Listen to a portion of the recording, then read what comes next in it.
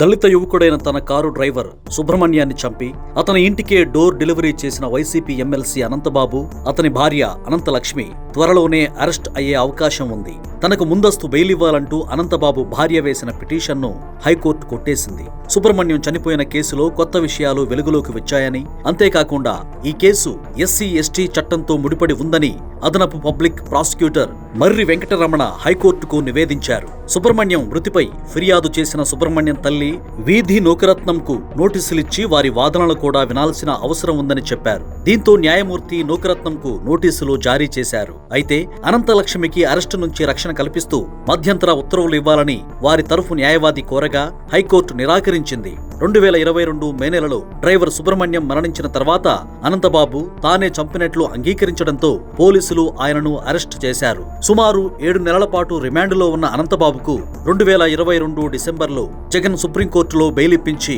బయటకు తెచ్చారు. కూటమి ప్రభుత్వం అధికారంలోకి వచ్చిన తర్వాత సుబ్రహ్మణ్యం కేసుపై సిట్ ఏర్పాటు చేసింది. ఈ దర్యాప్తులో సీసీ కెమెరాలను పరిశీలించగా సుబ్రహ్మణ్యం మరణించడానికి ముందు అనంతబాబు భార్య అనంతలక్ష్మి కూడా కనబడింది. దీనిపై అధికారులు ఆమె గురించిన వివరాల కోసం స్థానిక తహసీల్దార్ కార్యాలయానికి లేఖ రాయగా అక్కడే ఉన్న అనంతబాబు మనిషి ఒకరు ఈ విషయాన్ని వారికి లీక్ చేశారు. వెంటనే అనంతలక్ష్మి ముందస్తు బెయిల్ కోసం కోర్టును ఆశ్రయించారు. సుబ్రహ్మణ్యం మరణ సమయంలో ఆమెకు ఏమైనా సమాచారం ఉందా లేదా సాక్ష్యాలను మరుగుపరచడంలో ఆమె పాత్ర ఉందా అనే కోణంలో పోలీసులు దర్యాప్తు చేస్తున్నారు. విచారణ పూర్తయిన తర్వాత సిట్ ఇచ్చే నివేదిక ప్రకారం అనంతబాబు, అనంతలక్ష్మి అరెస్ట్ అయ్యే అవకాశం ఉంది.